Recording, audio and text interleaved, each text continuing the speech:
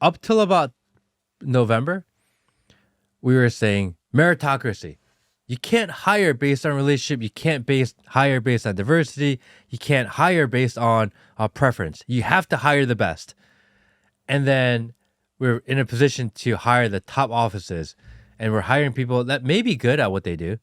Maybe they'll be competent at what they do, but they don't have the meritocracy or proof to say that they were the best. Well, how do you judge somebody who's the best? I don't know. It's really subjective. Right, because they're making the like, for example, like I think Pete Hegseth got a lot of pushback for not being qualified for the job. Correct. But people who came before him were all these like whatever 4-star generals, and you can make an argument that didn't work. That didn't work. They didn't do a good job. So maybe you need a new blood in there who's not a part of the system. Who knows? I think the point being then is that this idea of meritocracy actually is bullshit because there's no way to actually define that. You can make a case for it. I think there's, I think what people want is, hey, you make a case based on meritocratic principles why you're hiring this person versus saying that this is the DEI conversation versus saying, I need to hire this person because I have a quota. I need to hire a black person or I need to hire a woman. Yeah, but it's not like and I'm not trying to shield DEI, but it's not like they're going when they say, oh, we need to hire a black person, they're not going in the street going, okay, you're black, you're hired. You know, like there's still a process around it.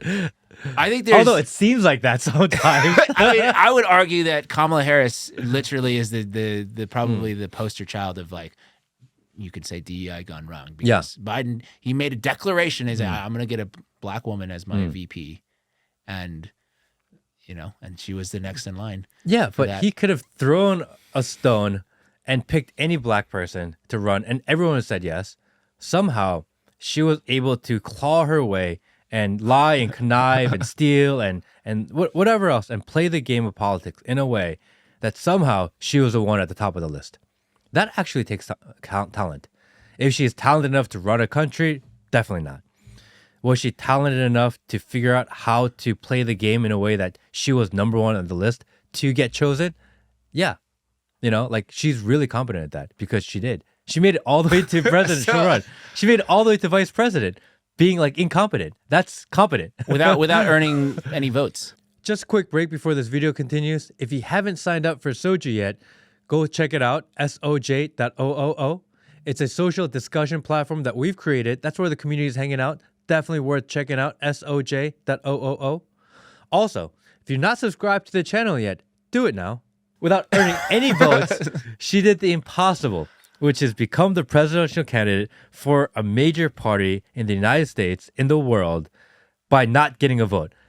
I don't know how you can't say that's competent to get to that position. Oh, so you're arguing that she is competent. She's not competent to run a country. Okay. She's competent to achieve her goal, which is Kamala Harris got 0 votes from her perspective. She got 0 votes and got on the presidential ticket.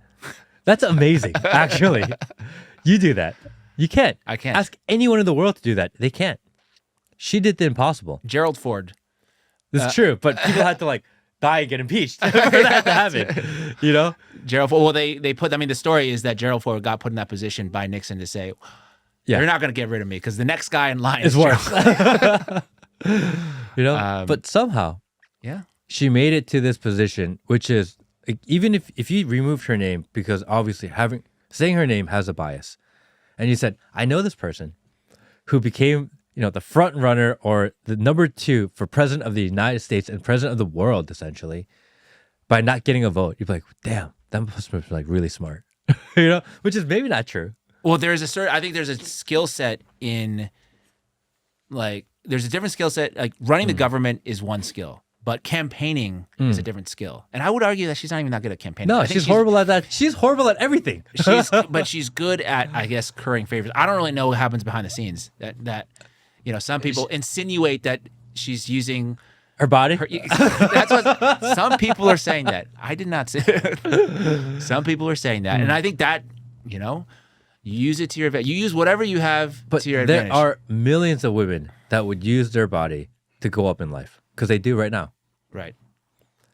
They don't get to president or vice president. Well, maybe more. I don't know.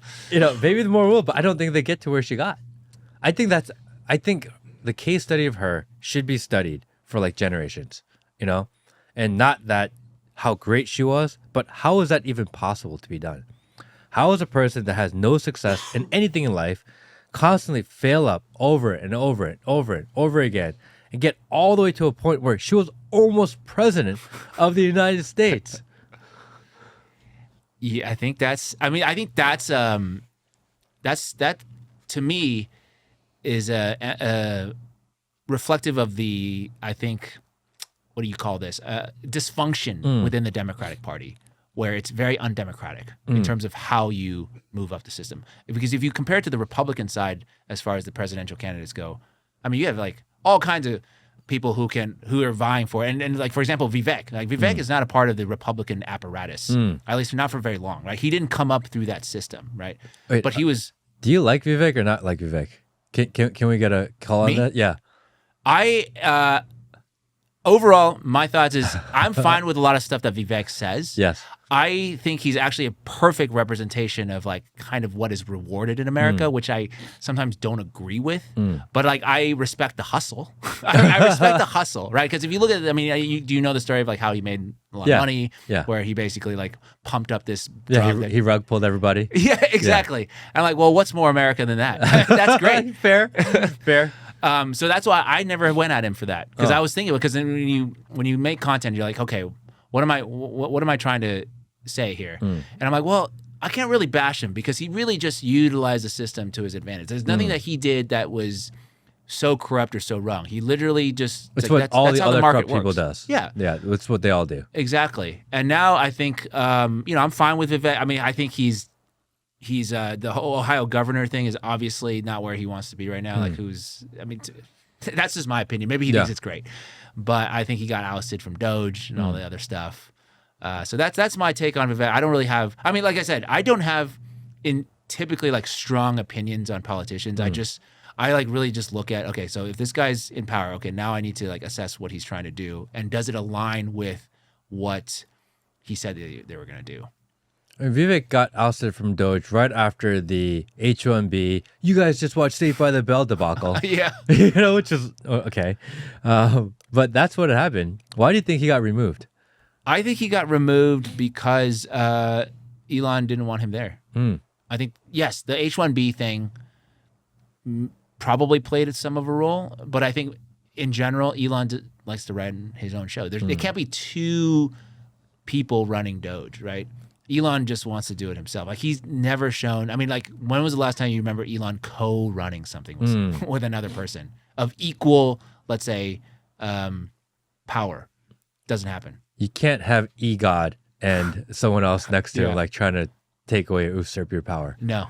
Yeah. I think that's why he got out. But if we really quick circle back, a serious DEI conversation, because I when you ask like, okay, how do we hire somebody in terms of like regular companies and stuff like that? My insight there, because I went to business school at New York University.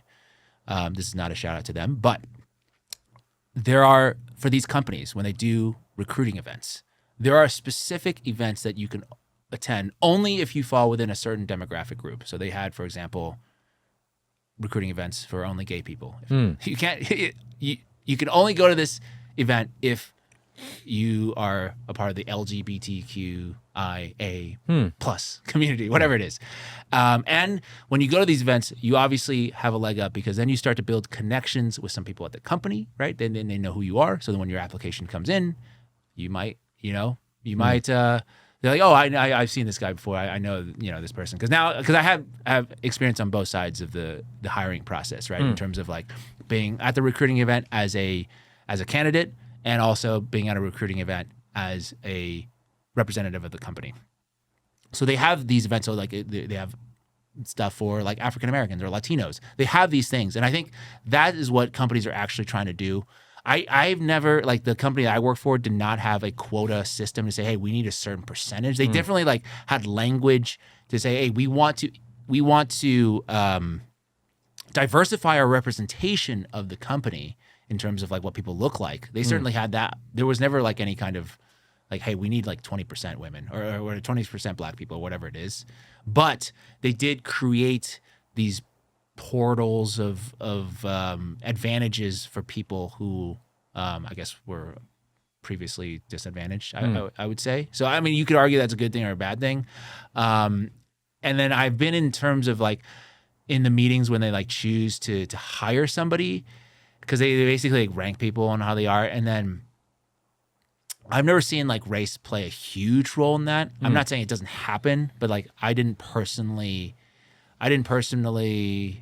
witness that. And maybe we weren't one of the woke companies. Maybe not woke enough. Yeah, I don't think so. I think we were part of a traditional, because there were complaints within the company that we weren't doing enough. Really? Yes. And Be more woke. Yes, there were complaints that we didn't have enough representation. We didn't have enough black people. We didn't have enough women, and this and that. So maybe I was on the more traditional side of things. But in terms of across the board, though, at these like high-powered, schools, there are I would say some advantages to being a part of like a minority group, which Asians are not a part of because we're too good at the. I've never seen a hire only Asians like conference or board or group that doesn't exist. By the way, well, that's one never of the seen that. The affirmative action thing in California was actually like brought about by Asians saying that they were discriminated against because there are too many Asians. Yeah, which I thought was interesting. I remember, was it Apple or it was some sort of tech hiring event in San Francisco, and they were trying to hire like trans or LGBTQ, and all the Indian guys showed up and said they're women. Is they identify as women because they get it, and they're submitting resumes with like female names. Yeah. Yeah, I think that was a true story, unless that's not true. I don't know. It sounds true. It's true unless it's not true. It's true unless it's not true. I like to believe it's true. But in general, I think, in terms of progress in America, we're definitely making progress. I don't know if it's the right way. Like, how I see it is that we're definitely diversifying the I guess the number of people who can like drop bombs and do drone strikes, right? Like 200 years ago, Barack Obama would not be in charge of doing drone strikes, but now he, people like him can do it. Affirmative action, great. DEI. But more people get to drop bombs. This is amazing. But there's no actual, I think that's to our larger conversation around like free speech. There's not really any kind of tolerance for diversity of thought within a specific institution. You're not allowed to have it.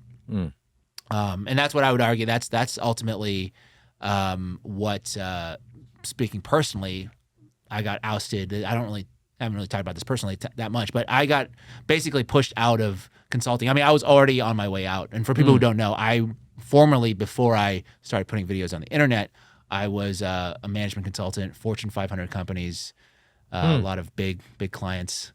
And at some point I got fed up, and I voiced some dissenting opinions in meetings that I shouldn't have necessarily voiced dissenting opinions. What was the biggest opinion that you shared? That kind of, the one that said, "Oh yeah, this is the one. I'm in trouble." Like you knew it's. There is one. Yeah. So, thanks for watching the clip. If you want to see the full episode, click here. If you want to see more clips, click here.